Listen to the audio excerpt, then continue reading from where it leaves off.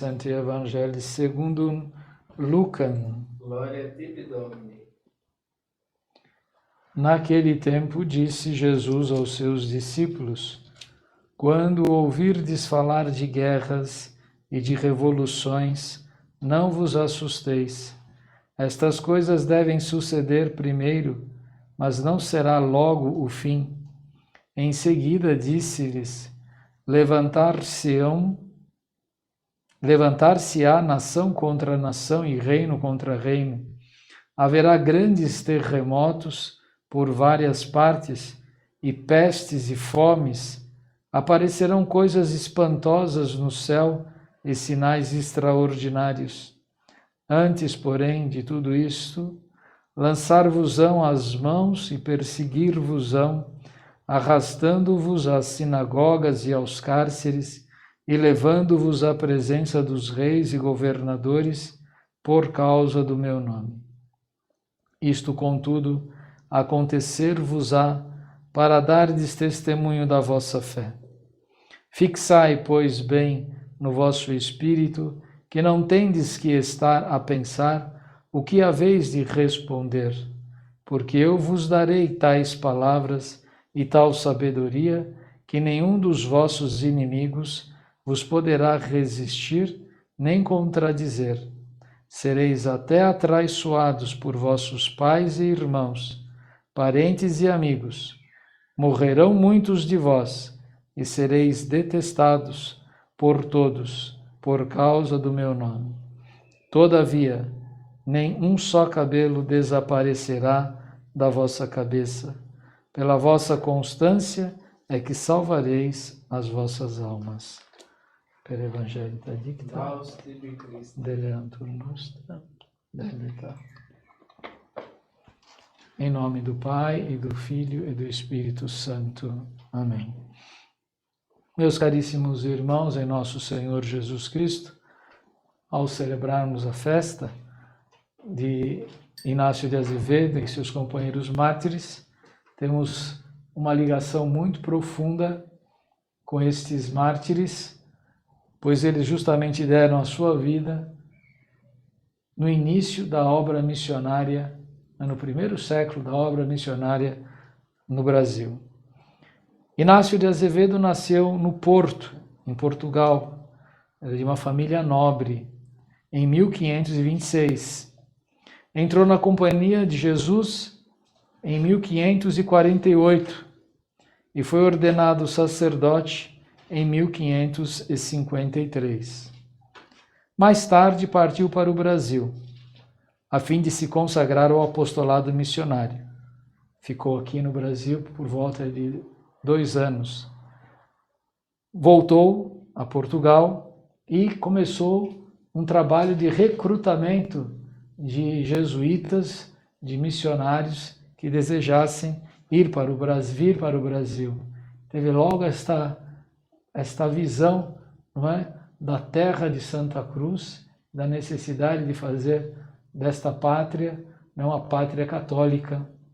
E lembrando que já neste momento, 1548, Lutero já tinha se revoltado contra a igreja, estávamos acabando aí já as portas do Concílio de Trento, para combater a heresia protestante, o protestantismo que se espalhava, já tinha invadido a Alemanha, já tinha invadido a França, já tinha chegado na Inglaterra, e ele conseguiu arrebanhar mais 39 missionários que com ele se dirigiram ao Brasil.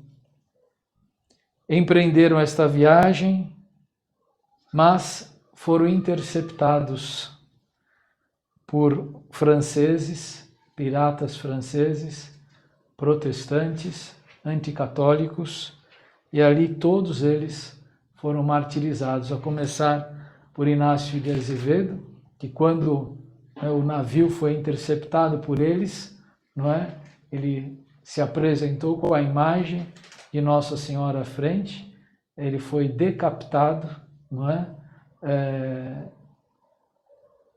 perfurado a espada, e depois em seguida todos os outros jovens missionários, com exceção de um irmão que era cozinheiro, que não quiseram levá-lo para o martírio, mas aí o filho do capitão do navio, né, se apresentou também como católico e também foi martirizado perto das Ilhas Canárias. E seu martírio foi no dia 15 de julho de 1570. Eram 30 portugueses e 8 espanhóis. Todos foram beatificados pelo Papa Pio IX no ano de 1854. E a leitura do Evangelho, meus irmãos, condiz bem com essa situação que todos nós devemos enfrentar na nossa vida, o testemunho da nossa fé. Quando a gente ouve a leitura do Evangelho, a gente se pergunta: que época é esta que Jesus está falando? Que ano vai acontecer isto?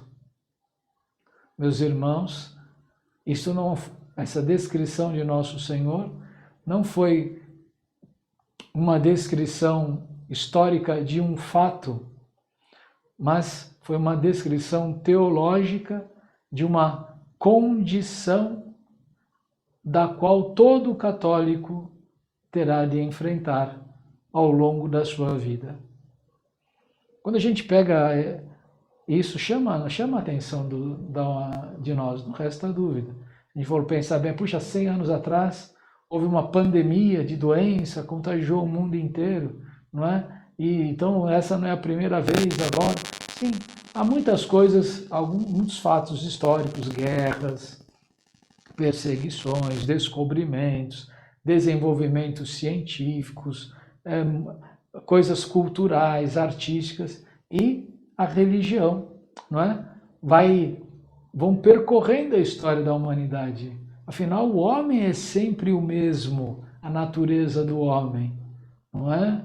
O homem não foi se modificando, né? O homem de 1000 anos atrás não tinha problemas com internet, não tinha problemas com elevador, não tinha problemas com o trânsito, né? Nas avenidas. Sim, não tinham. Tinham outros problemas, né? E tinham de enfrentar outras situações, né? Tinham de caminhar pelas estradas, tinham outros tipos de carros, tinham outras formas de luxo, de conforto. Mas todos tinham de pronunciar com a sua própria vida a fé. E todos os cristãos, desde Cristo até hoje, e de hoje até o fim do mundo, todos nós somos convidados a dar um testemunho de fé. O que é um testemunho de fé? É um modo de viver, um modo de tratar as coisas e as pessoas como se estivesse no lugar de Cristo.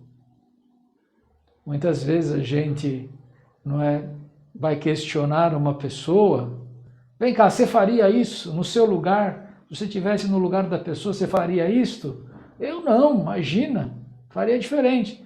Pois é, então você tem toda a razão, não devia fazer assim, ou então, você está vendo, você faria o errado.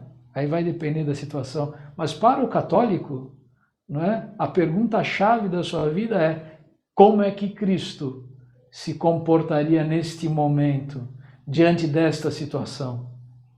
Ele mentiria? Ele odiaria? Ele perdoaria? Ele se recolheria para rezar? Ele daria a sua própria vida neste momento? Pense e depois faça. O cristão é outro Cristo. Então nós não podemos imaginar que a nossa vida vai ser uma vida no País das Maravilhas, não é? Vai ser uma vida encantada, não. Para todos os cristãos, desde o primeiro, desde os apóstolos, Jesus falou: vocês querem me seguir? Queremos, Senhor.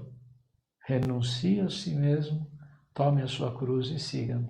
Isto valeu para os 12 apóstolos, isso valeu 12 anos depois da ressurreição de Jesus, 120 anos depois da ressurreição de Jesus, 1.200 anos depois da ressurreição de Jesus, 2.000 anos, 2020 anos depois do nascimento, morte e ressurreição de nosso Senhor Jesus Cristo. Então o católico continuará enfrentando. E o que nós percebemos? Que de fato estas situações de revolta contra a fé, de ódio contra a religião, não é? De menosprezo à doutrina de Cristo, ela pode variar de intensidade ou de atitudes singulares. Às vezes, em alguns lugares, a gente vai encontrar o deboche da religião, gente rindo. Outros vamos encontrar em outros ambientes a mentira. Outros ambientes mais sofisticados, filosóficos, né? A divulgação de ideias, não é? De pensamentos, de doutrinas, não é? Totalmente contrárias ao Evangelho de Nosso Senhor. Em outros ambientes vamos encontrar pessoas querendo mesmo a destruição, não é? de toda a cultura cristã, de todo o movimento católico, perseguição às ordens religiosas, ao clero, ao bispo, aos papas. E por isso que Nosso Senhor narrou, não é? Isto é uma coisa contínua. Porque a liberdade de acolher ou não a doutrina de Cristo implica em consequências. Se abraçamos a doutrina de Cristo, isso implica em consequências. Isso muda o nosso modo de viver. Mas se eu digo não quero a doutrina de Cristo, como aquele jovem, né? Aquele jovem rico, não é? Que Nosso Senhor convidou, vem, segue-me. Ah, não vai dar. Eu sou muito rico, tenho muito dinheiro, vou cuidar da minha vida. Não é? E Nosso Senhor lamentou. Nosso Senhor se entristeceu com a renúncia daquele rapaz. E o que deu a vida dele, eu não sei. Não ficamos sabendo. Podemos imaginar, etc., mas efetivamente ele disse não. Mas isso, claro que trouxe graves consequências. Os mártires de hoje nos fazem pensar no ódio que se tinha à fé católica e quase como que o demônio também quase que antevendo o que vai dar se esses 40 jesuítas chegarem ao Brasil. Que trabalho missionário eles poderão exercer?